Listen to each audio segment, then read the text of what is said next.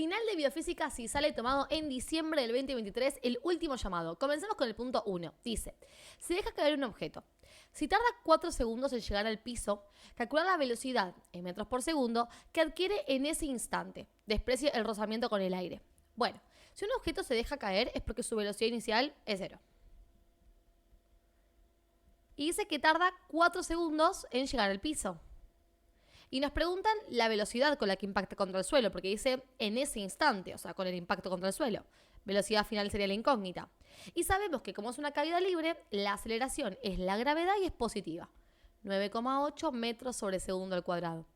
Entonces planteo la fórmula de velocidad final para MRV y para caída libre y tiro vertical, que es velocidad final es igual a velocidad inicial más aceleración o gravedad en este caso por tiempo. Como la velocidad inicial es 0 porque el cuerpo se deja caer, este término, chao, se me va. Así que me queda que la velocidad final es igual a 9,8 metros sobre segundo al cuadrado multiplicado por el tiempo que son 4 segundos. Y si yo hago entonces 9,8 multiplicado por 4, obtengo la velocidad final 39,2 metros por segundo. Recordemos que segundos se va con un segundo en el denominador y me queda la unidad de la velocidad metros por segundo. Listo. Terminado el punto 1, bastante cortito, de cinemática. Siguiente ejercicio, estamos en continuidad. Me doy cuenta porque nos dan esa representación de tubos dispuestos en serie y paralelo. Dice, seleccione la única opción correcta. Un líquido ideal circula con régimen laminar y estacionario por una tubería de sección variable, como se muestra en el esquema. Teniendo en cuenta que R1 es igual a R5, igual a 1 centímetro. R2, R3 y R4 son la mitad de R1. R es radio. Se puede afirmar que, y nos dan opciones respecto a qué pasa entre los caudales y qué pasa con las velocidades. Bueno, para empezar, estos ejercicios se arrancan siempre igual, que es planteando el concepto de continuidad. Voy a decir que el caudal que pasa por la tubería 1 es igual a la suma de los caudales de la tubería 2, 3 y 4. O sea, caudal 2 más caudal 3 más caudal 4. Y esto es igual al caudal 5. ¿Sí? Lo que estoy diciendo es que todo el líquido que pasa por esta primera tubería, luego se ramifica en 3 tuberías y luego se vuelve a juntar en una. Entonces, ese es el planteo de la continuidad. Cómo se manejan los caudales a lo largo de este esquema. Los caudales serían líquido. Esto implica entonces que Q1 es igual a Q2 más Q3 más Q4, que Q1 es igual a Q5 también, o que Q2 más Q3 más Q4 es Q5. La siguiente cosa que tenemos que razonar es qué pasa con los caudales 2, 3 y 4. En este caso me están diciendo que los radios 2, 3 y 4 son todos iguales. Si los radios son iguales, quiere decir que superficie 2 es igual a superficie 3, también es igual a superficie 4. O sea que tienen las superficies iguales y cabría pensar entonces que lo que pasó es que venía un caudal original, el caudal por el caño 1, que se separó en 3 caudales iguales. Esto porque las superficies son iguales. Si las superficies son iguales, entonces los caudales van a ser iguales. La tercera parte del caudal original, del caudal que circulaba por esta. Si fueran 2, sería la mitad, se reparte mitad y mitad. Bueno, acá se repartió en 3. Entonces, caudal 2 es igual a caudal 3, es igual a caudal 4. Por lo tanto, esto me permite que yo, por ejemplo, donde dice caudal 2, 3, 4, ponga en realidad todo en función de caudal 2. O sea, puedo escribir caudal 2 en lugar de caudal 3 y en lugar de caudal 4, donde son todos iguales. O sea que me queda que Q1 es igual a caudal 2 más caudal 2 más caudal 2 y es igual a caudal 5.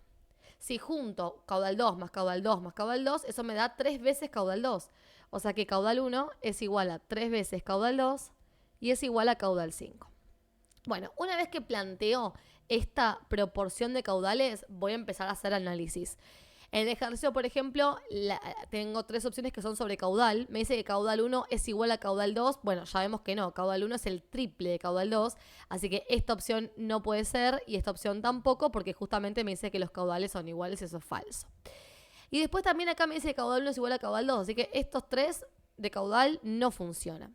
¿Qué pasa con las velocidades? Bueno, para saber qué pasa con las velocidades tengo que relacionar. Voy a relacionar caudal 1 con caudal 2, caudal 1 con caudal 5.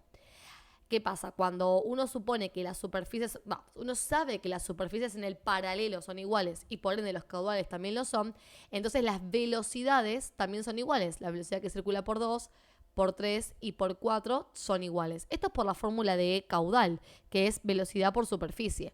Si los caudales son iguales en los 3 tubos y las superficies también son iguales, entonces por cuentas matemáticas la velocidad va a dar lo mismo para los 3. Así que comparar caudal 1 con caudal 2 es lo mismo que comparar caudal 1 con caudal 3 o caudal 1 con caudal 4, ¿sí? Porque son todos los caños iguales los que están dispuestos en paralelo.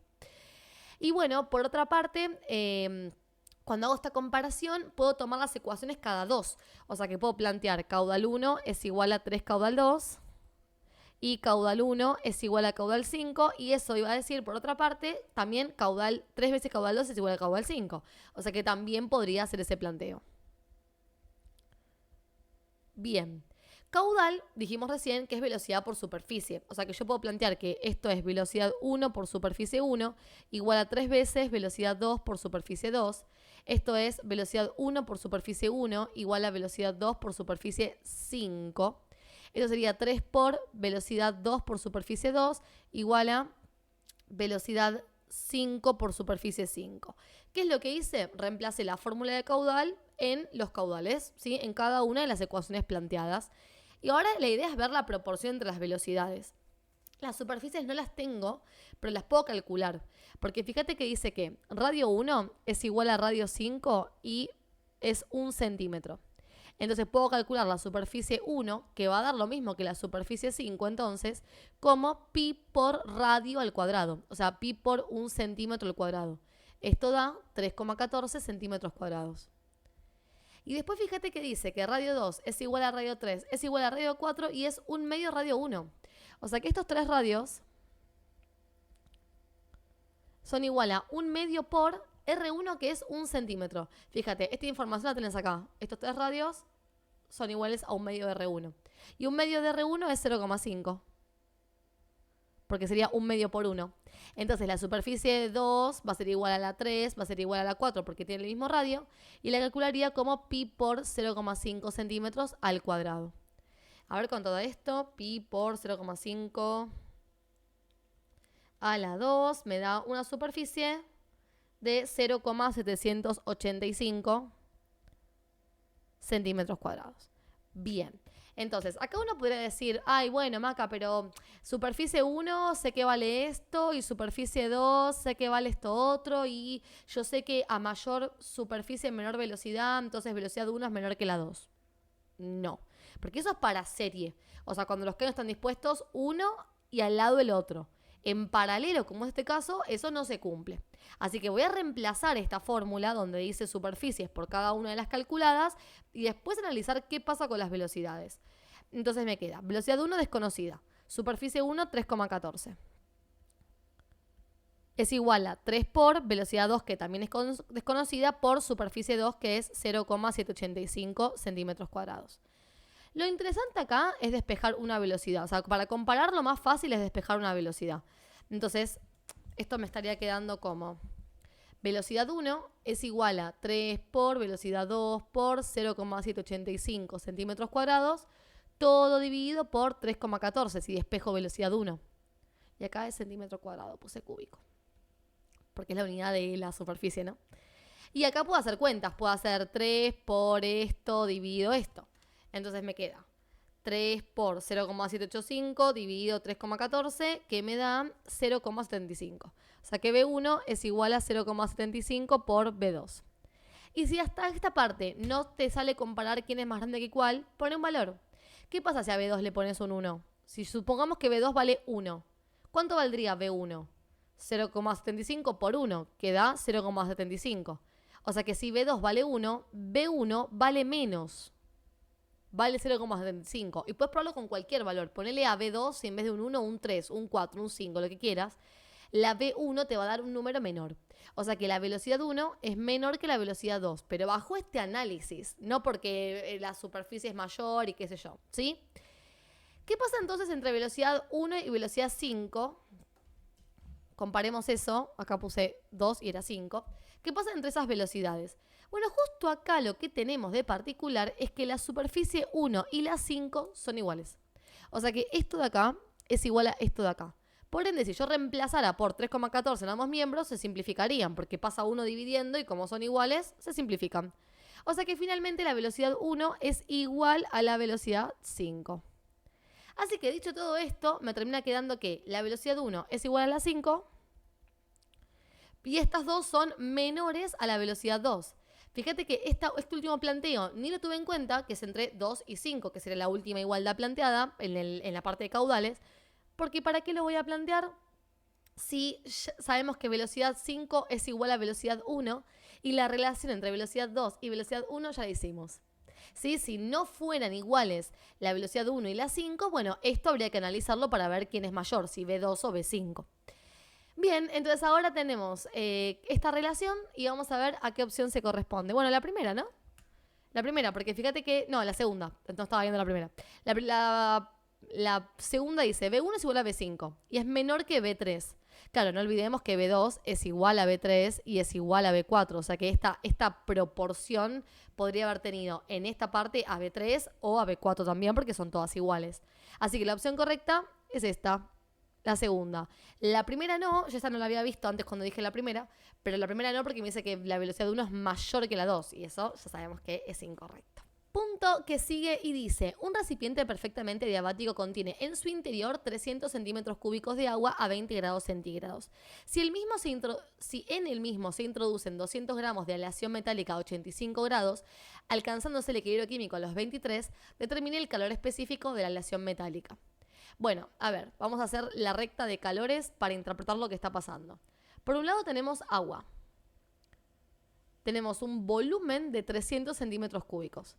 No perdamos de vista para esta resolución que el agua tiene densidad igual a 1 gramo sobre centímetro cúbico, lo cual significa que 1 centímetro cúbico equivale a 1 gramo. Por lo tanto, que me hayan dicho que el volumen de 300 centímetros cúbicos es lo mismo que me digan 300 gramos. Y si no lo ves de esta forma, aplicas la fórmula de densidad, que es igual a masa sobre volumen, y despejas la masa. Pero acordate que necesitamos gramos, nunca volumen. Y la temperatura del agua es de 20 grados centígrados. Esa es su temperatura inicial. Por otro lado tenemos una aleación metálica cuya temperatura inicial es 85 grados centígrados. La masa de esta aleación es de 200 gramos y lo que queremos conocer para ella es el calor específico. Y nos dan como dato la temperatura de equilibrio, que es 23 grados centígrados. La temperatura final. Bien, entre las temperaturas voy a evaluar si hay una temperatura de cambio de estado del agua, o sea 0 o 100, porque si lo está, debería colocarlo para analizar si el agua cambia el estado en el proceso. Ahora el agua tiene una temperatura inicial de 20 y tiene que subir su temperatura hasta 23 nada más. O sea que en este proceso solamente cambia la temperatura, porque en ese intervalo no está ni el 0 ni el 100. Así que directamente cambio de temperatura. Entonces, analizo que para el agua hay un cambio de temperatura, no hay cambio de estado. Este Q1 lo calcularíamos como la masa del agua por el calor específico del agua, que a estas temperaturas está en estado líquido, por variación de temperatura. Si reemplazo me quedaría masa 300 gramos, el calor específico del agua en estado líquido lo tenemos acá, 1. Temperatura final menos inicial es delta T, o sea 23 grados centígrados menos 20 grados centígrados. Hago entonces 300 por 1 por 23 menos 20 y esto nos da 900 calorías. ¿Sí? Ten en cuenta que da calorías porque estos grados centígrados al restarse en realidad es uno solo y se simplifican con este de acá y los gramos también. Por eso quedan calorías. ¿Qué pasa con la aleación? No cambia de estado a menos que me aclaren lo contrario. O sea que solamente va a ser otro cambio de temperatura, llamémosla a este calor Q2. O sea que la fórmula de Q2 es la misma. Pasa que sería la masa de la aleación por el calor específico de la aleación por variación de temperatura. Si yo reemplazo me quedaría 200 gramos por la incógnita, porque esto no sé cuánto vale, por delta T, que sería la resta entre la temperatura final, que es 23 grados centígrados, menos la inicial, que es 85. A diferencia del anterior, no puedo hacer toda la operación y obtener calorías, porque tengo la incógnita en el medio, pero por lo menos voy a hacer 200 por 23 menos 85. Esto me da menos 12.400. O sea que da calor específico por menos 12.400. ¿Y qué pasa con la unidad? Bueno, fíjate que tenés por acá gramos y acá grados. O sea que daría gramo por grado centígrado. Bien, una vez que tengo planteado los calores involucrados en la mezcla, vamos a plantear la fórmula de mezclas, que dice que la sumatoria de calores dentro de un calorímetro la suma de calores es igual a 0. Entonces, ¿qué calores tenemos? Solo dos. Las 900 calorías del agua más el calor específico por menos 12.400 gramos por grado centígrados de la aleación. Y esto es igual a 0. Y bueno, ahora tengo que resolver y despejar calor específico. Básicamente lo que vamos a hacer es despejar una ecuación con X siendo calor específico. Entonces, primero el 900 va a pasar restando, dado que es el término independiente. Y luego el menos 12.400 pasa dividiendo.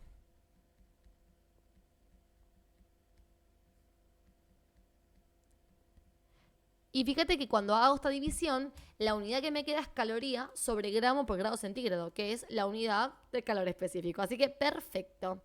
Y esta operación me da 0,0726 calorías sobre gramo por grado centígrado.